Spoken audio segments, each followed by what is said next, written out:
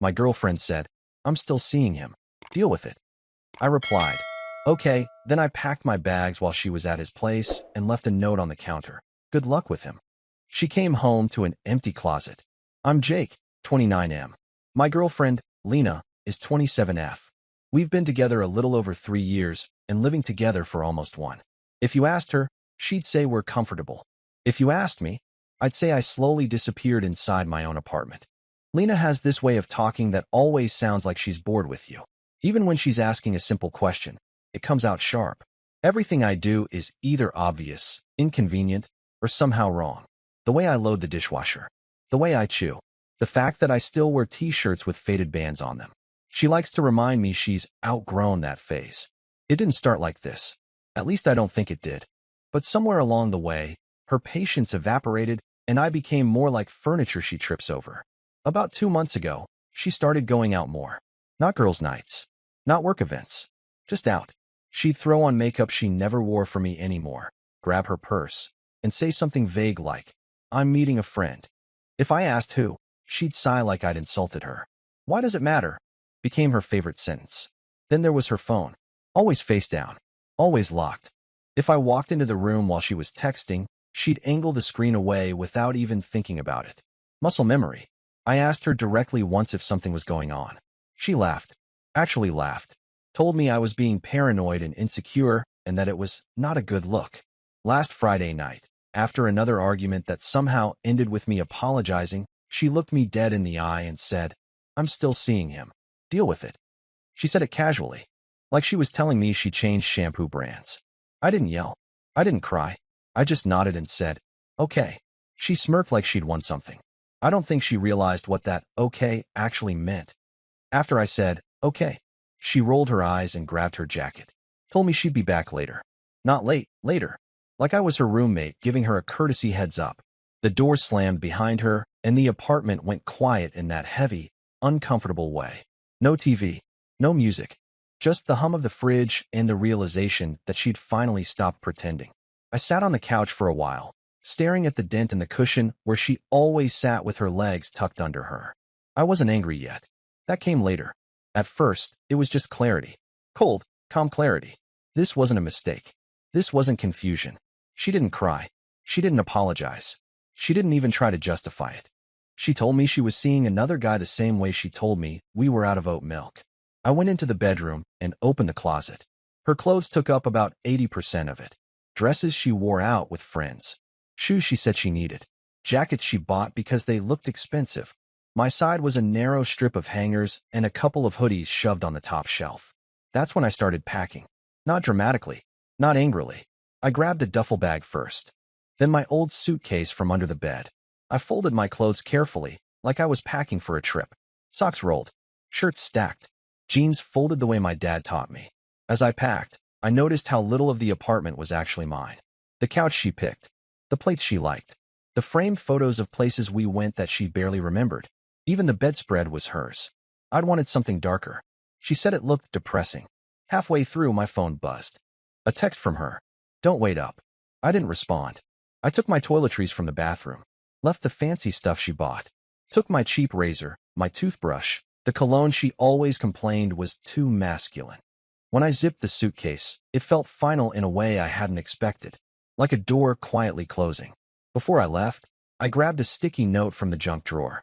The pen skipped a little as I wrote, but the words came easy. "Good luck with him." I stuck it on the kitchen counter, right where she'd see it when she came home. Then I took my bags, looked around one last time, and walked out without locking the door. I slept on my brother's couch that night. He didn't ask questions, just handed me a beer and nodded like he already knew. I stared at the ceiling until morning, replaying her voice in my head. "I'm still seeing him. Deal with it." The thing that hurt the most wasn't the cheating. It was how easy it was for her to say it. Around noon, my phone blew up. Missed calls. Texts stacked on top of each other. "Where are you? Are you seriously being dramatic right now? Did you really leave? Jake, answer me." I waited. Let her sit in it. When I finally checked my voicemail, her tone had shifted. Not apologetic. Panicked. She came home to an empty closet. She didn't say that directly, but I could hear it between the words. The way she kept asking where my stuff was, why the hangers were gone, Why I took the nightstand lamp like that was some kind of betrayal. You didn't even talk to me, she said in one message, like I was the unreasonable one. That's when I texted her back. Just once. You told me to deal with it. This is me dealing with it. 3 dots appeared. Disappeared. Appeared again. You're overreacting. It was just sex. I didn't think you'd actually leave. That line stuck with me. She didn't think I'd leave. For 3 years, I'd been the one who adjusted. I was the one who apologized. The one who swallowed comments and convinced himself that love meant patience. Somewhere along the way, she decided I was permanent. Like a couch you don't bother being careful with because it's already worn in. She showed up at my brother's place that evening without asking.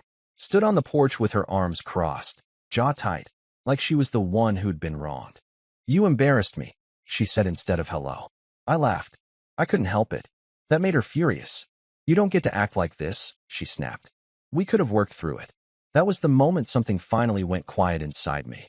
There was nothing left to work through. She didn't cry when I said that. She scoffed, like I'd said something naive. You're acting like I stabbed you, she said. People cheat. It happens.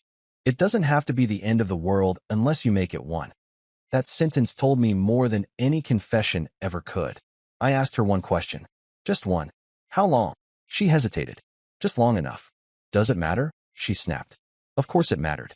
But the fact she wouldn't answer told me everything. This wasn't some drunken mistake or moment of weakness. This was a parallel life she felt entitled to, with me subsidizing the boring parts. She stepped closer, lowering her voice like she was being reasonable. You're really going to throw everything away over this? Everything. Like this was nothing. I looked at her and realized I wasn't attracted to her anymore. Not physically, not emotionally. All I could see was someone who measured love by convenience. Someone who mistook my patience for weakness. I told her I'd come by later to grab the rest of my stuff. She rolled her eyes again and muttered, unbelievable, like I was the villain in her story. That night, she texted me at 1:43 a.m. I miss you. He's not you. Can we talk tomorrow? I didn't reply. The next morning, a mutual friend messaged me asking what happened. Apparently, Lena had already framed it her way. She told people I stormed out, that I couldn't handle honesty, that I was controlling and dramatic. I let her have it. By the time I went back to the apartment 2 days later, she wasn't there. I could tell she hadn't slept much. The bed was a mess. Wine glasses in the sink. His hoodie on the chair. I took the rest of my things quietly. My books. My tools. The spare charger I always had to lend her. I noticed she'd taken the sticky note off the counter. But the closet was still empty on my side. And for the first time in a long time, so was my chest. A week passed. Then 2. The quiet settled in differently than I expected. Not lonely. Just still. No tension humming in the background. No waiting for the next comment that would make me feel smaller. Lena didn't handle that well. She started finding reasons to text me. Logistics at first. You took the blender. It was mine, I replied. Silence for a day. Then something else. Did you cancel the internet? Yes. Another pause. Then, you're being petty. That word again. Petty. Her favorite way to dodge accountability. She showed up again unannounced one afternoon while I was grabbing the last box from the apartment. This time she was calmer. Sweet, even. That version of her she used when she wanted something. You know, she said, leaning against the counter. He's actually not that great. Kind of immature. I didn't look up. Just kept taping the box. You left over nothing, she continued. We could have redefined things. Opened it up. You're so rigid. That made me stop. Rigid. Because I didn't want to be cheated on. I finally looked at her and said, you didn't want an open relationship. You wanted a backup plan. Her face tightened. That's not fair. Neither is coming home to an empty closet and acting shocked, I said. That's when she snapped again. Told me I'd regret this. Told me no one else would put up with me the way she did. Told me I was average, boring, replaceable. And here's the thing, I believed her once. Maybe for a long time. But standing there, holding a box of my own things, I felt something shift. If being with her required me to shrink, then being alone was an upgrade. I carried the last box to my car. She didn't follow me this time. As I drove away, I checked my mirror. She was still standing in the doorway of the apartment we shared, arms crossed, looking angry and confused. Not because she loved me, because I left. Life didn't magically improve after that. It just got quieter. And in that quiet, things started making sense. I moved into a short-term sublet near my brother's place. Cheap furniture. Neutral walls. No memories stuck to anything yet. It felt temporary in a good way, like a reset button. Lena, on the other hand, spiraled. Mutual friends started reaching out with awkward check-ins disguised as curiosity. She's having a hard time. She didn't think you were serious. She feels blindsided. Blindsided. That one almost made me laugh. Apparently, after I left, she told people she thought I was bluffing, that I'd cool off, come back, and they'd figure it out. She even joked about how dramatic I was being, right up until she realized I'd actually taken everything that mattered to me. I heard through the grapevine that things with him weren't going well. Shockingly, turns out when you start a relationship by cheating, trust isn't exactly the foundation. Who knew? One night, she called me drunk. Didn't say hello. Just started crying. Told me she felt stupid. Told me she missed how easy things were with me. Told me she hated waking up alone in an apartment that suddenly felt too big. I listened. Didn't interrupt. When she finished, there was this long silence where I knew she was waiting for me to say something comforting, something familiar. Instead, I said, "You didn't miss me when you thought I wouldn't leave." She hung up. The next morning, I blocked her. Not out of anger. Out of self-respect. That was when it finally hit me. The breakup didn't start the day she admitted she was seeing him. It started months earlier, every time she dismissed me, belittled me, and assumed I'd always be there no matter what she did. I wasn't her partner anymore. I was her safety net. And walking away didn't make me weak. It made me free. Blocking her should have been the end of it. Clean line. Final period. But life doesn't really work like that.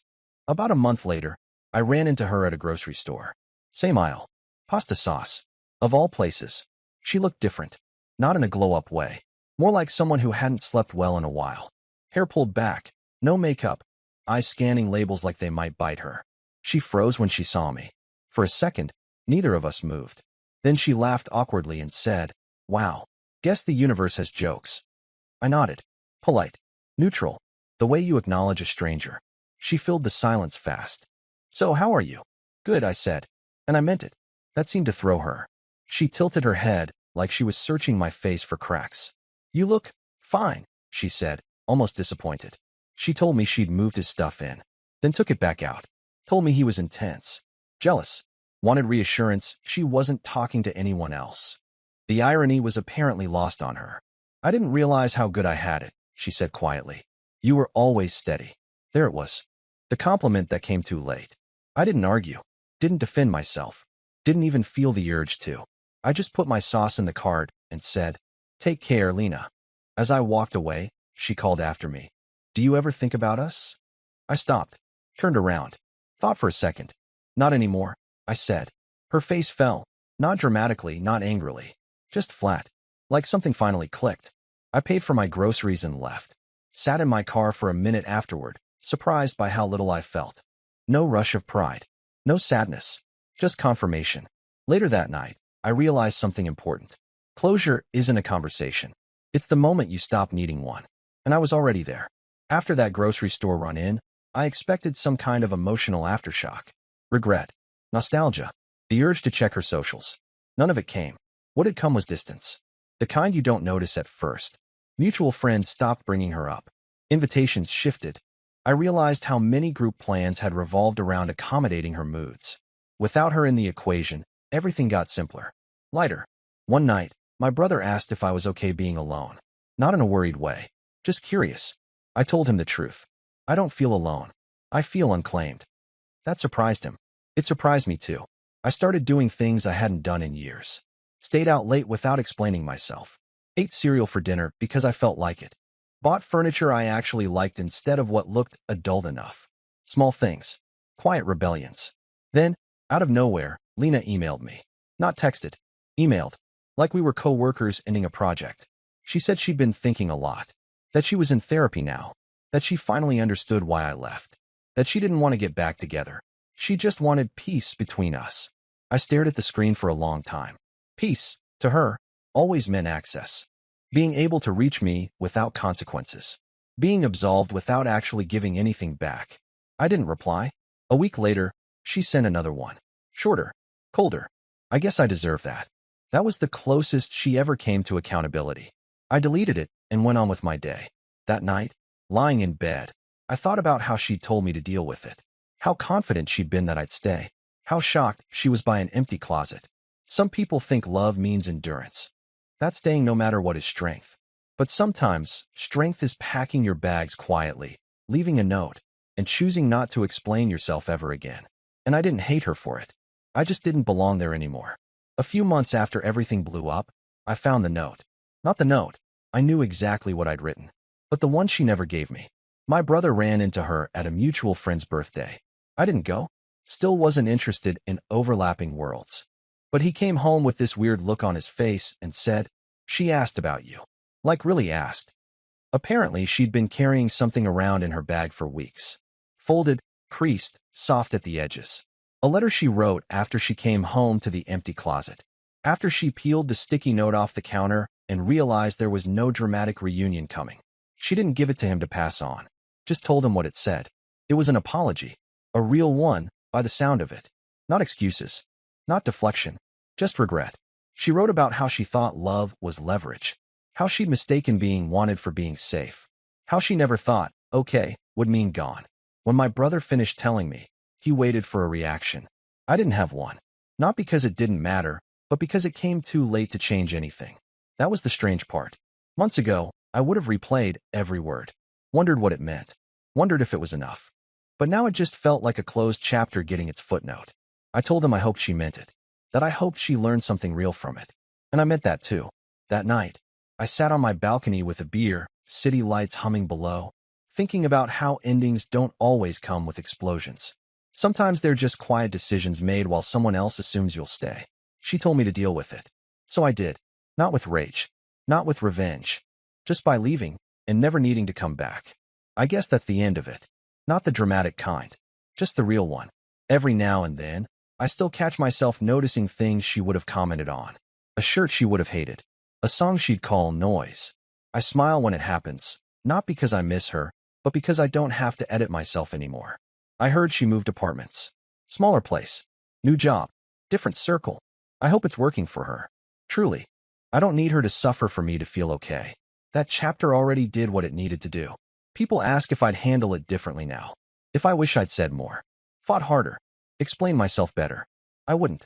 The most powerful thing I ever did in that relationship wasn't arguing or demanding respect. It was saying, okay, packing my bags while she was with someone else, and leaving a note that didn't beg, threaten, or accuse. Just facts. Good luck with him. No insults. No closure speech. No second chances wrapped in guilt. She came home to an empty closet because she assumed love meant permanence without effort. Because she thought I'd stay no matter how small she made me. I didn't. And here's what I learned. For anyone reading this and wondering if they're overreacting or being dramatic or throwing everything away. If someone tells you to deal with being disrespected, believe them. Deal with it by choosing yourself. You don't owe anyone endurance at the cost of your dignity. Sometimes the healthiest ending is the quiet one, where you leave, don't look back, and finally make room for a life that doesn't require you to disappear inside it. Cult out there. There's like one silver lining that I've kind of been screaming from the rooftops for the past 3 years, and people I think are starting to see it, which is that we are thankfully, I think, going to have a marriage between baby boomers and young people that would be very unexpected. So right now, and historically, young people have said, okay, boomer, you messed up our economy, boomer. You're not employing me, boomer. You don't understand my life. You listen to the music that young people like. They don't like that generation in a lot of ways. And then the baby boomers are like, you guys are quiet quitting. You're not working very hard. Get out of my basement. And so these two generations have been at war in some ways, like a quiet war. And now I think with the transfer of ownership that we're seeing, and we can talk about the great wealth transfer, I think we have an opportunity where the baby boomer generation, the richest generation that we have ever seen in the US, which has mimicked in all other countries around the world, by the way, that are developed countries, this generation is about to sunset. They're getting ready to retire. They're ready to move on, but they own $68 trillion in wealth in just the US. The interesting part is the young people think, well, that money must get transferred somehow, right? Does that mean I get a house? Does that mean I get a car? Does that mean I get inheritance? The problem is that money is not tied up in just assets. It's not tied up in houses and bank accounts. It by and large is tied up in small businesses because baby boomers own 60% of all small businesses. And so I think we got to find a way for the young people to take over these baby boomer businesses, because otherwise then we're in a really bad spot. Then we're Japan. Yeah. What are some of the mistakes that you think we think about what